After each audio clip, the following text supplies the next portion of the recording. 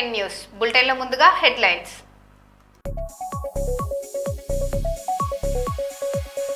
వాటా ఇవ్వలేదని the బమ్మిని creek school ని కూల్చివేయించిన రాష్ట్ర Mudiraj corporation chairman Borra Gnaneshwar.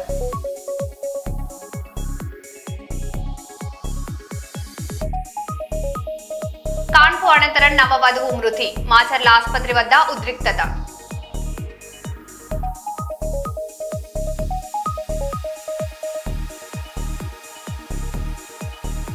Forest అధికారులను అడ్డుకున్న పోడు రైతులు, భూములు వదులుకోమని స్పష్టం.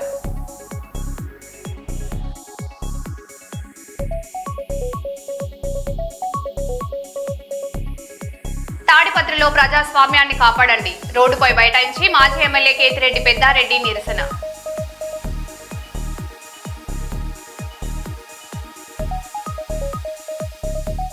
చాదర్ఘాట్ లో బస్సులో వృద్ధుడి బంగారు గొలుసు చోరీ కేసు ఛేదించిన పోలీసులు.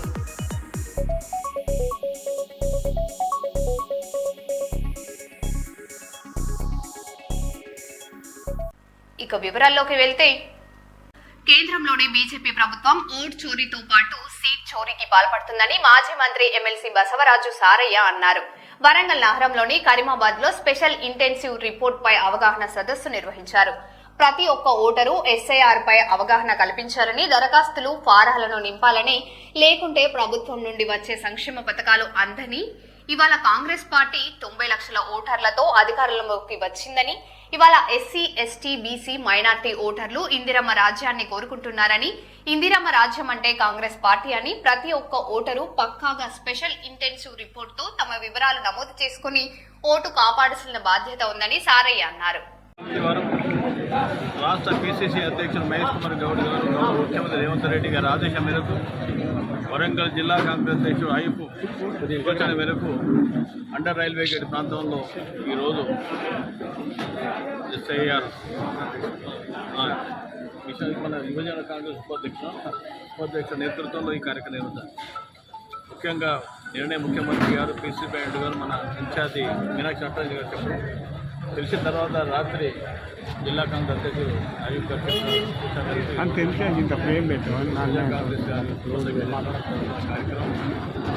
ఏదైనా సరే భారతీయ జనతా పార్టీ ఓటు చోరీ కాకుండా సీట్ చోరీ కూడా చేస్తుంది. మీనాక్షి నటరాజు సీట్ కూడా చోరీ చేస్తుంది. అందుకే ఇవాళ రోజు అఖిల వాళ్ళ భారతీయ జనతా పార్టీ అధ్యక్షుడు ఇక్కడ వరంగల్లో రాబోతున్నారు. ఇవన్నీ కూడా మనం చూసి ఏమిటంటే సెక్యులర్ పార్టీస్ ఎవరైతే అనుబంధంగా పనిచేస్తున్నారో, మొదటి సెక్యులర్ పార్టీతో ఓటు వేస్తున్నారో, ముఖ్యంగా ముస్లిం మైనార్టీ, క్రిస్టియన్ మైనార్టీ, సెక్యులర్ పార్టీని అభ్యర్థించేవారు, ఓటు వేసేవారు అందరూ కూడా చాలా రకాలుగా ఉంటారు.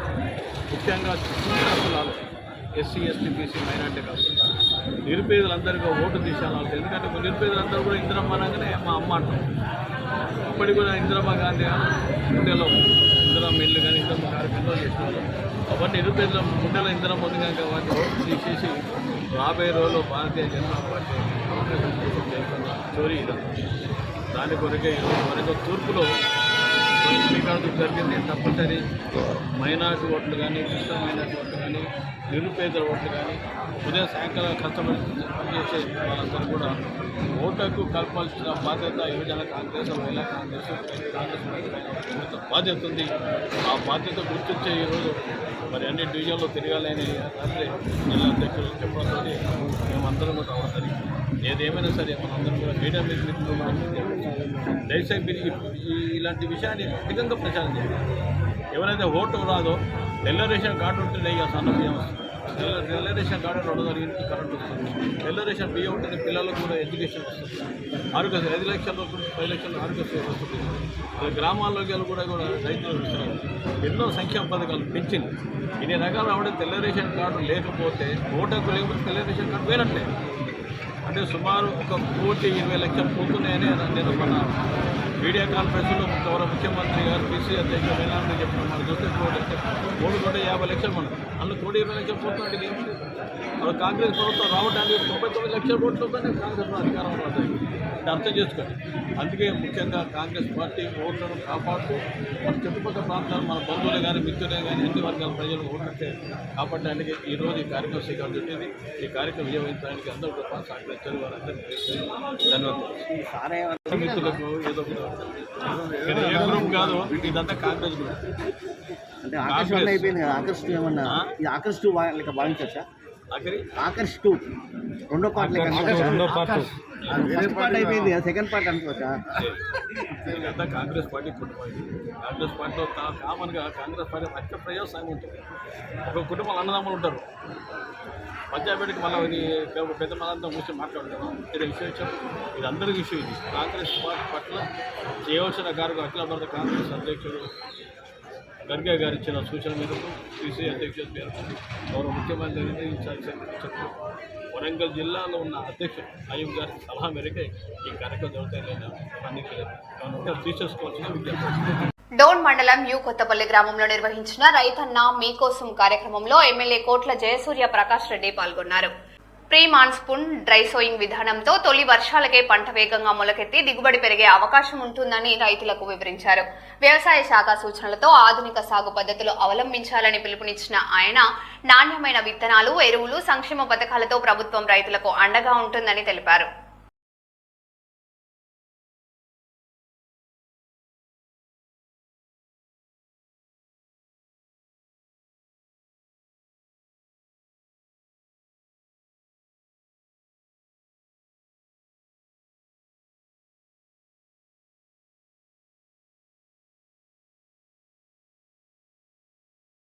గ్యాస్ట్రో ఎంట్రాలజిస్ట్, లివర్ స్పెషలిస్ట్, ప్రముఖ సీనియర్ వైద్యులు శంకర్ శర్మ నిండు నూరేళ్లు ఆయురారోగ్యాలతో జీవించాలని, ఆయన చేసిన సేవలు కర్నూలులో మరిచి చివరి స్థాయిగా నిలిచిపోయాయని, కర్నూలు ప్రజా ప్రతినిధిగా చూడాలన్నదే ప్రజల ఆకాంక్షని కర్నూలు జిల్లా కాంగ్రెస్ పార్టీ మహిళా అధ్యక్షురాలు మీసాల సుమలత తెలిపారు. సమ్మర్ కోచింగ్ టైక్వాండో ముగింపు శిక్షణ కార్యక్రమానికి శిక్షకుడు వెంకటేశ్వర్ల గారి ఆధ్వర్యంలో దూరం వెళ్ళిపో చూడండి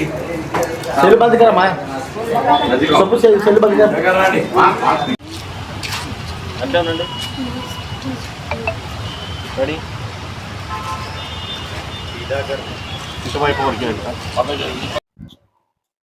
గత 15 సంవత్సరాల నుంచి మా రోజా వేదికి ఎన్నో సంవత్సరాలుగా ఆయనకు చేతనైనంత విధంగా ప్రతి పండగకి పేద, ముస్లిం, హిందూ, క్రిస్టియన్ అనే భేదం లేకుండా ఏ పండగ వచ్చినా కూడా మా వీధి ప్రజల్ని ప్రతి పండగకి అన్ని సరుకులు, చీరలు, చెప్పులు, గొడుగులు ఇస్తూ వస్తున్న గ్యాస్ట్రోఎంట్రాలజిస్ట్ శంకర్ శర్మ గారికి మా వీధి ప్రజల నుంచి పుట్టినరోజు శుభాకాంక్షలు తెలుపుకుంటున్నాము. ఆయన ఇలాగే మా వీధి ప్రజలకు ఇంకా ఎన్నో సేవా కార్యక్రమాలు చేయాలి. వాళ్ళ కుటుంబాన్ని దేవుడు చల్లగా దీవించి ఆయనకి ఇంకా ఆయుష్ ఆరోగ్యాలను పెంచాలని మేము ఆ దేవుణ్ణి ప్రార్థిస్తున్నాము. ఈ మొహరం సందర్భంగా కూడా మా వీధి ప్రజలకు డాక్టర్ శంకర్ శర్మ గారు చీరలు కూడా ఇవ్వడం జరిగింది. ఇంకా ఆయన సేవా కార్యక్రమాలు మా వీధి ప్రజలు ఇలాగే ఎన్నో అందుకోవాలని కోరుకుంటున్నాము.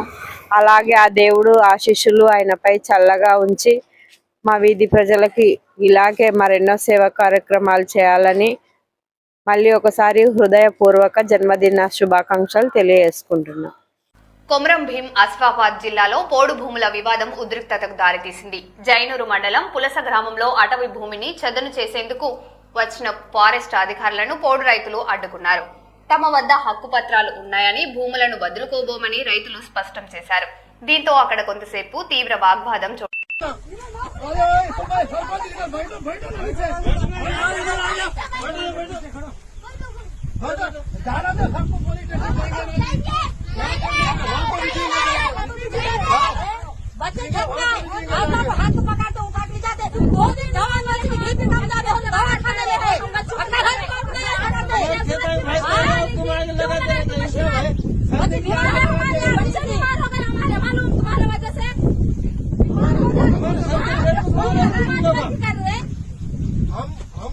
तुम्हारे हाथ में पड़ के बोले तो समझ उस दिन बोले चाचा रुको बोले रुपए में उनको लोग क्या हम आपसे रिक्वेस्ट कर रहे हैं, अभी भी हम झगड़ा कर रहे नहीं, हम रिक्वेस्ट कर रहे हैं, हमारी जमीन हमको छोड़ो, हम ज्यादा जमीन नहीं मांग रहे, हमारी जितनी कास्ट है उतनी जमीन हमको होना, हम दूसरा जंगल हमारे बाप दादा से हमारे दिए ये दिए इन लोग 1965 से रिकॉर्ड है हमारा भारतीय वाला, ये इलीगल होगा तो तुम उनसे लड़ो, उनको पूछो हमको क्यों दिए बोल के, हमको ये करके खाने के वास्ते आजकल नहीं 65 से 2019 तक दिए वाला है, 19 के बाद नहीं दिया हमको, फिर तुम लोग हम तंग कर रहे हमको क्या एक बात कर एक बात करेंगे सर, तुम लोग पेपर दिए हर आदमी आ रहे हैं, हर आदमी आ रहे हैं, जो जमीन हमारे तुम्हें हमारे हमारे बीवी बच्चे का घास छोड़ना मार डालना क्या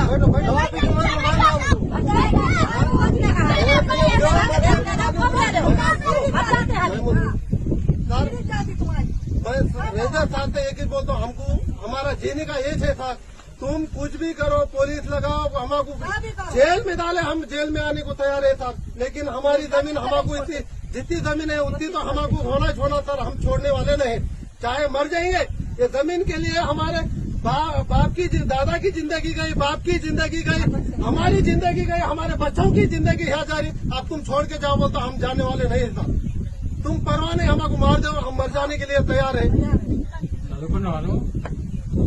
नहीं पढ़े पढ़ते तो यहाँ कहीं को रहते थे, नहीं पढ़े साथ पढ़ते तो यहाँ नहीं रहते थे, చదువుకుంటే అర్థమవుతుంది. అక్కడ ఉన్న చట్టాలు అటవీ చట్టాలు సార్ చట్టా పురుగున్నది కదా వాళ్ళ దగ్గర చూడు ఇప్పుడు ఇట్లా ఊరికే గొడవ పడితే వచ్చేది ఏముండదు. గవర్నమెంట్ ఏదన్నా ఉంటే లీగల్ గా చూసుకోండి, మీరు లీగల్ గా చూసుకోండి, అంతేగాని ఊరికే వచ్చి మా మీద మీరు వాడు మేము వచ్చి మీతో గొడవ పడి ఇదంతా కాదు కదా, వేస్ట్. ఏదన్నా ఉంటే లీగల్ గా తర్వాత మీ దగ్గర ఏమన్నా. కాకినాడ రైతు బజార్ను నగరపాలక సంస్థ కమిషనర్ ఎన్విడి సత్యనారాయణ శనివారం ఉదయం మరోసారి పరిశీలించి సంతృప్తి వ్యక్తం చేశారు. 3 రోజుల క్రితం కమిషనర్ రైతు బజార్ను పరిశీలించి ఆక్రమణలు తొలగింపిన చేసిన సంగతి తెలిసిందే. కాగా ఈ రోజు మరోసారి పరిశీలించి రైతు బజార్లో పారిశుద్ధ్యం పరిశీలించారు.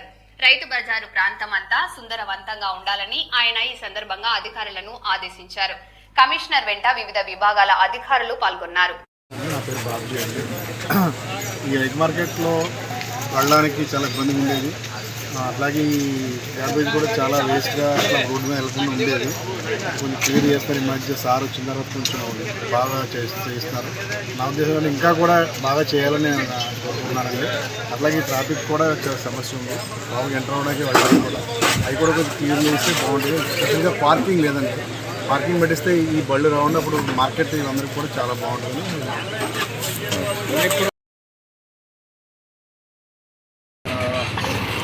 అందరికీ నమస్కారం అండి. ఈరోజు మన రైతు బజార్కి పెద్ద రైతు బజార్కి రావడం జరిగింది. ఈ పెద్ద రైతు బజార్లో చాలామంది రైతులు కాని వారు, కొంతమంది అనాథరిగా వారు ఇచ్చిన షాపుల్లో ఎదురుగా పెట్టేసి రోడ్డు మీద పెట్టడం వల్ల public feels very much inconvenience. దానివల్ల ప్రజలు చాలా అసౌకర్యం గురవుతున్నారు. ఒక పెడెస్ట్రియన్ కూడా దారి వెళ్తున్నప్పుడు మోటార్ సైకిల్ గుద్దేయడం, పక్కకి వరగడం కూడా జరిగింది, స్వయంగా చూసాము. దానివల్ల ఇక్కడ ఏదైతే ఉన్నదో ప్రతి వారు కూడా ట్రైన్ కూడా ఆక్రమించి, ట్రైన్ కంటే ముందు రూట్ ఆక్రమించేసి షాపులు పెడుతున్నారు. దానివల్ల ఏంటంటే వచ్చిన పర్చేజర్స్ రోడ్డు కడ్డంగా బండి పెట్టుకోవడం వల్ల ఇంకో వెహికల్ వెళ్ళడానికి అవకాశం లేదు. దానివల్ల పబ్లిక్ చాలా ఇబ్బంది అవుతుంది. పబ్లిక్ అంటే ప్రజల సౌకర్యార్థం ఏదైతే షాపులు ఉన్నారో వాళ్ళు హ్యాపీగా వారికి కేటాయించిన స్థలంలో వారు సంతోషంగా అమ్ముకోవచ్చు. అట్లా కాకుండా షాప్ కనిపించాలన్న భావంతో ముందుకు రావడం, ట్రైన్ మీద పెట్టుకోవడం, ట్రైన్ ముందుకు పెట్టి ట్రైన్ ఎక్కడో కనపడుతుంది, సిటీ మనకి కనపడుతుంది, స్లీపర్ ఇక్కడే చూడండి ఒకసారి, ఇది చూడండి, ట్రైన్ తీయించేసండి, తీయించండి, తీయించండి ఎదురు కూడా. అందువల్ల ఏంటంటే ఇక్కడ 2 ఇబ్బందులు వస్తున్నాయి. ట్రైన్ వాటర్ వెళ్ళట్లేదు, పబ్లిక్ ఇన్కన్వీనియన్స్ అవుతుంది. అందువల్ల నేను మళ్ళీ తరచుగా ఈరోజు కూడా రావడం జరిగింది. ఎవరు కూడా అనాథరైజ్ ఆక్యుపేషన్ చేయడం వల్ల పబ్లిక్ ఏ విధమైన ఇన్కన్వీనియన్స్ లేకుండా సక్రమంగా వారు వ్యాపారం చేసుకోవాలి. అదే తప్పించి దీనివల్ల మన పబ్లిక్కి చాలా తీవ్రమైన అసౌకర్యం ఉంది. ఫస్ట్లో చూస్తే అసలు రోడ్డు ఉందా లేదా అనే పరిస్థితి ఇక్కడ ఏర్పడింది. సో మొన్న మేము జాయింట్ కలెక్టర్ గారు ఇన్స్ట్రక్షన్ ప్రకారంగా మాట్లాడడం టౌన్ సిబ్బంది ముఖ్యంగా టౌన్ టీపీఆర్ కానీ డీసీపీ వాళ్ళ ఆధ్వర్యంలో ఉన్న టీపీఆర్ కానీ ఎంఎస్ఓ గారు వాళ్ళు కూడా చేస్తున్నారు. బట్ ఇంకా కూడా మనం మార్చుకోవాలి. అదేవిధంగా కొన్ని ఎన్ఫోర్స్మెంట్స్ ఇంకా ఉన్నాయి. వీళ్ళకి పార్కింగ్ ప్లేస్ ఏర్పాటు చేద్దాం కానీ ప్లాన్ చేస్తున్నాము. అందుచేత పార్కింగ్ ప్లేస్ ఎప్పుడు ఏర్పాటు చేసామో పబ్లిక్ ఏ విధమైన ఇన్సూరెన్స్ ఉంది అది కూడా మనం చూస్తున్నాం. రోడ్డు పైన కూడా వీరు ఎక్కువగా మరి రోడ్డు పక్కన కట్టడం వల్ల పక్కనే బస్ స్టాండ్ ఉంది. బస్సులు రావడానికి ఇబ్బంది అవుతుంది, పెడస్ట్రియన్స్ రావడానికి కూడా ఇబ్బంది అవుతుంది. కాబట్టి ఈ రైతు బజార్లో ఉన్న ఈ ప్లేస్ని ముందు రెక్టిఫికేట్కి మనం యాక్షన్ తీసుకుంటాం. చాదర్ ఘాట్లో బస్సులో ప్రయాణిస్తున్న వృద్ధుడి మెడలోంచి 2.5 తులాల బంగారు గొలుసును అపహరించిన కేసును పోలీసులు శుక్రవారం ఛేదించారు. ఈ నెల 23న 61 ఏళ్ల గట్టు సీతారామరావు లాల్ దర్వాజా ఎక్స్ రోడ్ బస్ స్టాప్ వద్ద 72J బస్ ఎక్కారు. బస్సులోని రద్దీని ఆసరగా చేసుకుని దుండగులు ఆయన దృష్టి మరలించి మెడలో ఉన్న లాకెట్తో సహా కూడిన బంగారు గొలుసును చోరీ చేశారు. నిందితుడిని అరెస్ట్ చేసి చోరీ సొత్తును స్వాధీనం చేసుకున్నారు. మరో 3 నిందితుల కోసం గాలింపు కొనసాగుతుంది.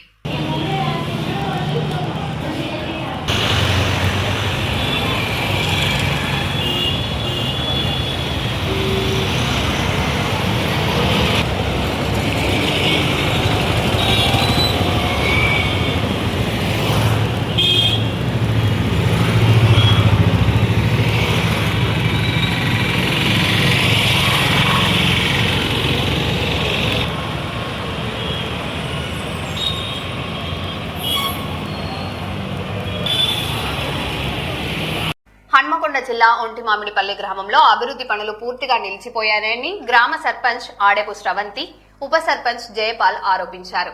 ఎమ్మెల్యే కేఆర్ నాగరాజు ఎన్నికల హామీలు అమలు చేయలేదని, గ్రామానికి రోడ్లు, డ్రైనేజీ, అంగన్వాడీ భవనం, పాఠశాల గదులు వంటి మౌలిక సదుపాయాలకు నిధులు మంజూరు చేయాలని జిల్లా కలెక్టర్ ఎమ్మెల్యేలను గ్రామ ప్రజల తరపున విజ్ఞప్తి చేశారు.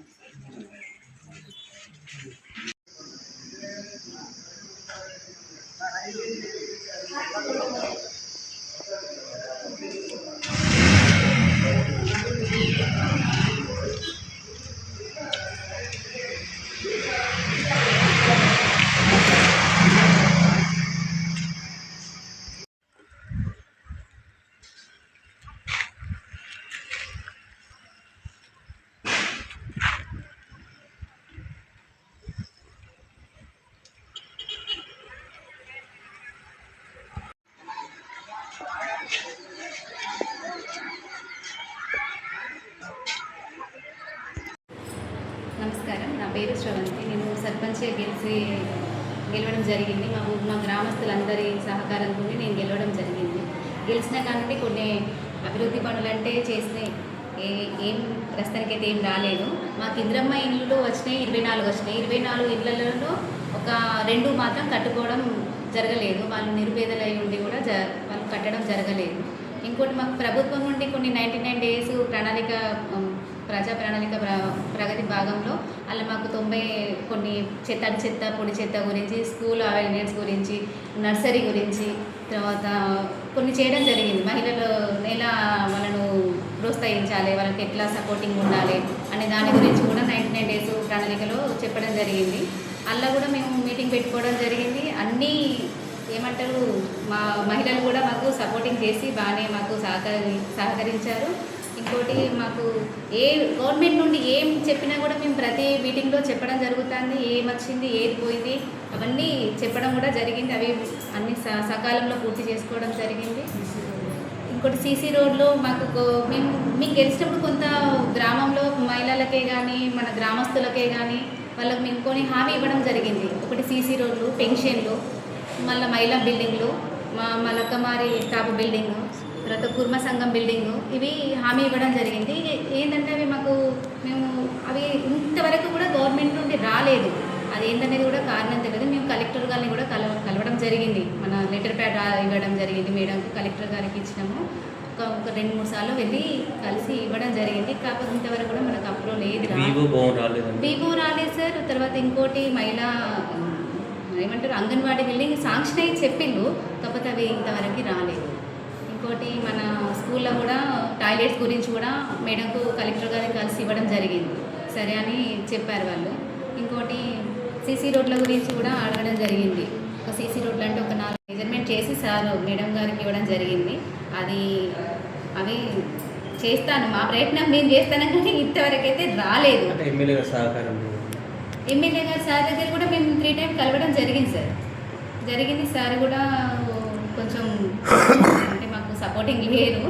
ఏంటంటే ఇప్పుడు మొన్న పోయి కలిసిళ్ళు మా సార్ లాస్ట్లో, ఆ సార్ ఏం మాట్లాడింది తెలియదు. కాకపోతే ఇప్పటివరకు అయితే మాకేమైతే గవర్నమెంట్ నుండి అయితే ఏం పనులు అయితే రాలేదు. పార్టీలో చేయడం అన్నీ అంటే మా గ్రామం కోసం అన్నీ చేయడానికి మేము ప్రయత్నించడం, కానీ ఇంతవరకు మాకైతే ఏమైతే రాలేదు. ఇంతవరకు కూడా రాలేదు. అతీతంగా మేము ముందుకు వచ్చినాం, కానీ గవర్నమెంట్ నుండి వచ్చే ఫండ్స్ మాత్రం మా ఒంటిమాటపల్లి విలేజ్కి మాత్రం ఇంతవరకు రాలేదు. నా పేరు మజ్జిగ జైపాల్, ఒంటిమాటపల్లి గ్రామం ఉప సర్పంచ్. మరి మేము గతంలో ప్రజలకు కొన్ని హామీలు ఇచ్చినాము. ఆ హామీల ప్రకారం ఏంటంటే ఎవరైతే మంచిగా ఉంటారో అనేది గ్రామంలో చూసి మమ్మల్ని మా పాలక మండలిని గెలిపించడం జరిగింది. అందులో భాగంగా మరి ఒంటిమాడిపల్లి గ్రామ విషయానికి వస్తే మేము అంతకుముందు కూడా ప్రజా జీవితంలో ఉన్నాము. డైరెక్టర్గా రైతు బంధు సమితిగా ఉన్నాము. మరి ఒంటిమాడిపల్లి గ్రామ విషయానికి వచ్చేటలకు అంతకుముందు మరి ఆడపు దయాకరు సర్పంచ్ సమక్షంలో మరి మూతపడ్డటువంటి స్కూల్ను కూడా తెరిపించుకోవడం జరిగింది. ఎన్నో కార్యక్రమాలు మరి గ్రామ పంచాయతీ కొత్త కార్యాలయం, 90% సీసీ రోడ్లు, 100% టాయిలెట్స్. మరి దేశం ఏం చెప్తుందంటే గ్రామ పంచాయతీ అనేది గ్రామాలు దేశానికి మరి పట్టుకొమ్మలని చెప్తారు. గ్రామ అభివృద్ధి జరిగితేనే మరి దేశ అభివృద్ధి జరుగుతుంది. కాబట్టి దయచేసి మేము ఇచ్చినాము హామీలు. మహిళలకు వివో బిల్డింగ్ ఇస్తా అన్నాము. కుల సంఘాలకు 2 కమిటాలు, కాపు సంఘానికి కుర్మ సంఘానికి కమిటాలు ఒప్పుకున్నాము. మొత్తం సీసీ రోడ్లు డ్రైనేజీ పూర్తి చేస్తా అన్నాము. అయినా కూడా 15th ఫైనాన్స్లో నుంచి మొత్తము ప్రభుత్వం నుంచి ఏం సహకారం అందకపోయినా కూడా మరి డ్రైనేజీలన్నీ క్లీన్ చేయించడం జరిగింది. అదే కాకుండా మరి మొన్న అన్ని గ్రామ పంచాయతీలకు ఈజీఎస్ నిధులు రావడం జరిగింది. మరి మా నిధులు ఎందుకు ఆపిరో మాకు అర్థం కావట్లేదు. మరి గ్రామ పంచాయతీలు అనేది పార్టీలకు అతీతంగా పార్టీ గుర్తులతో గెలిచిన మెంబర్లు కాదు. కాబట్టి అర్థం చేసుకొని మరి ప్రభుత్వం కానీ మా ఎమ్మెల్యే గారు కానీ మా గ్రామ పంచాయతీకి వచ్చిన నిధులను సహకరించాలి. మేము కూడా ప్రజలతోని మమేకమై వాళ్ళకి హామీలు ఇచ్చినాం కాబట్టి ప్రజలు కూడా మమ్మల్ని అడుగుతున్నారు. కాబట్టి దయచేసి మీరు పార్టీలకు అతీతంగా మరి మేము గ్రామ పంచాయతీ తరఫున కూడా మిమ్మల్ని ఎమ్మెల్యే గారిని 3 సార్లు కలవడం జరిగింది, ఎంపీ గారిని 2 సార్లు కలవడం జరిగింది. కాబట్టి దయచేసి మీరు పార్టీలకు అతీతంగా మా గ్రామ పంచాయతీకి మీరు నిధులు మంజూరు చేసి మా గ్రామ పంచాయతీ ప్రజలతో మీరు మమేకం కావాలని కోరుకుంటున్నాను. కృష్ణా జిల్లా పులిగడ్డ పల్లెపాలెంలో మంత్రి నారా లోకేష్ మత్స్యకారులతో కలిసి పడవ ప్రయాణం చేశారు. ఈ సందర్భంగా వారి జీవన పరిస్థితులను అడిగి తెలుసుకొని వేట నిదేశ కాలంలో ప్రభుత్వం అందిస్తున్న ఆర్థిక సహాయంపై ఆరా తీశారు. మత్స్యకారుల సంక్షేమానికి ప్రభుత్వం కట్టుబడి ఉందని మంత్రి తెలిపారు.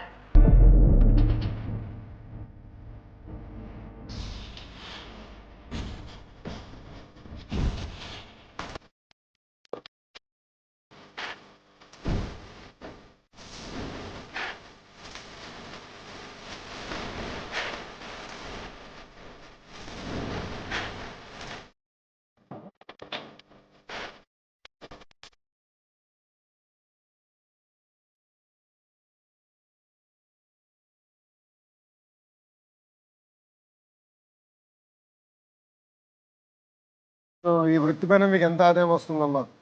1500 వస్తే మాకు బాగా వచ్చినట్టు సార్. 1500. లేదంటే వచ్చేది రావాలి ప్రభుత్వంలో మధ్య పడింది. మన ప్రభుత్వంలో 20,000 ఇప్పుడు రెండో విడత కూడా వచ్చింది. రెండో విడత మొన్న వచ్చింది. అదే ఈ రేటు నిషేధం అప్పుడు పడుతుంది కదా. రెండో విడత మొన్న పడింది. ఆడపిల్లని బాగా చదివించాలి. Very good. ఆలోచన ఎక్కడి నుంచి వచ్చింది పాపకి?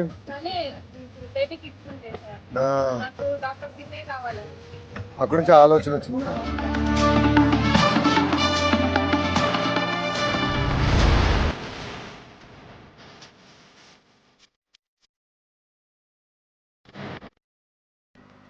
మరో బులెటిన్ లో మళ్ళీ కలుద్దాం. Stay tune.